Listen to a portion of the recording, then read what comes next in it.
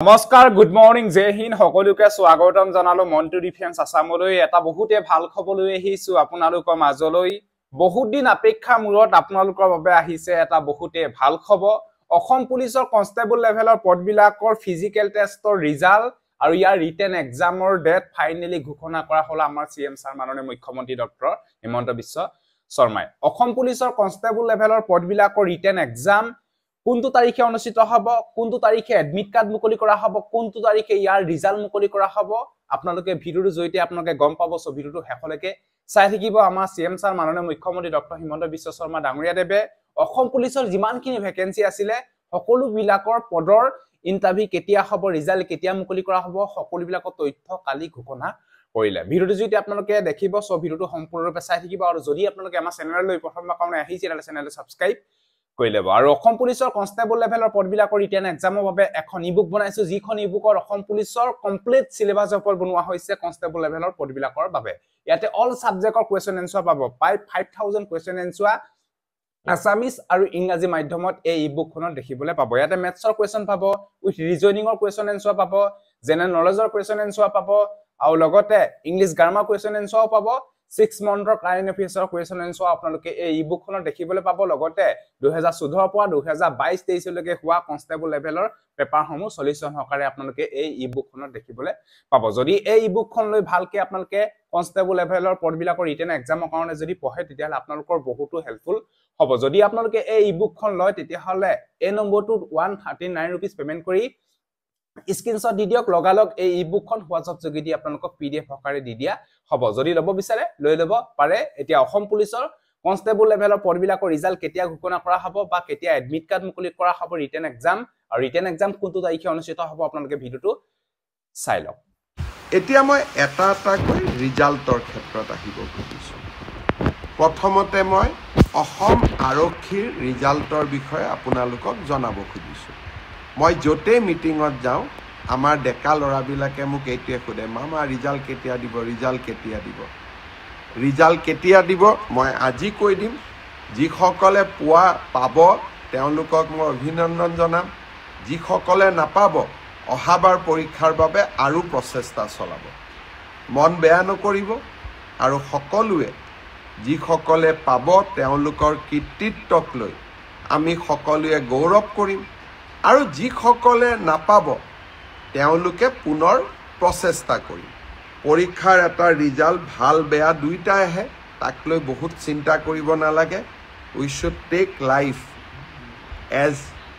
Challenge জীৱন প্ৰত্যাহ্বানেৰে পৰিপূৰ্ণ ৰিজাল্ট আপোনালোকে জানেই OMRCত আপোনালোকে চাইয়ে আছে গতিকে পোৱা আৰু নোপোৱা দুইটাই জীৱনৰ একোটা যাত্ৰাৰ সংগী বুলি আমি ধৰি ল'ব লাগিব মই এতিয়া আপোনালোকক জনাই থৈ যাম সাব ইন্সপেক্টৰ আমাৰ UB AB কমিউনিকেশ্যন এই তিনিটা ক্ষেত্ৰত অসম আৰক্ষীয়ে সাব ইন্সপেক্টৰ পোষ্টৰ পৰীক্ষা পাতিছিল ইয়াত পদ আছিল 203টা ইয়াৰে ইতিমধ্যে লিখিত পৰীক্ষা হৈ গ'ল আৰু এই লিখিত পৰীক্ষাত যিসকলে উত্তীৰ্ণ হ'ল যিসকলে কাট অফ নম্বৰ পাবলৈ সক্ষম হ'ল তেওঁলোকৰ তালিকা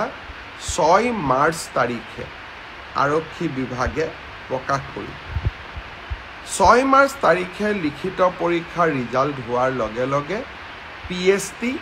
আৰু PET আৰম্ভ হ'ব আৰু PST আৰু PETৰ এডমিট কাৰ্ড আপোনালোকে 9 মাৰ্চত ডাউনলোড কৰিব পাৰিব আৰু PST আৰু PET 17 মাৰ্চৰ পৰা আৰম্ভ হ'ব এয়া হ'ল অসম পুলিচৰ সাব ইন্সপেক্টৰ UB AB আৰু কমিউনিকেশ্যন ইয়াৰ বাবে যি পৰীক্ষা হৈছিল ইয়াৰ পিছত আমাৰ এটা ডাঙৰ পৰীক্ষা হৈছিল constable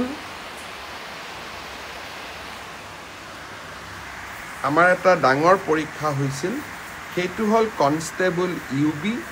constable AB constable communication আৰু sub officer fire and emergency service. কনষ্টেবলৰ ইউবিত পোষ্ট আছিল 1760টা, কনষ্টেবল এবিত পোষ্ট আছিল 2301টা, কনষ্টেবল কমিউনিকেশ্যনত পোষ্ট আছিল 466টা আৰু সাব অফিচাৰ ফায়াৰ ছাৰ্ভিচত পোষ্ট আছিল মাত্ৰ এটা। এই গোটেই পৰীক্ষাটোৰ ইতিমধ্যে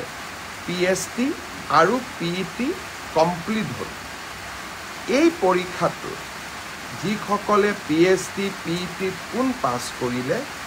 ইয়াৰে ৰিজাল্ট অসম আৰক্ষীয়ে 12 মাৰ্চ তাৰিখে ঘোষণা কৰিলে। অৰ্থাৎ কনষ্টেবল UB AB পৰীক্ষাৰ প্ৰথম ৰিজাল্ট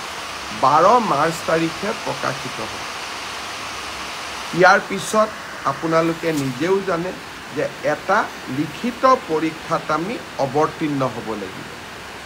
আৰু এই লিখিত পৰীক্ষাটিৰ বাবে যিসকলে কাট অফ মাৰ্ক পাবলৈ সক্ষম হ'ব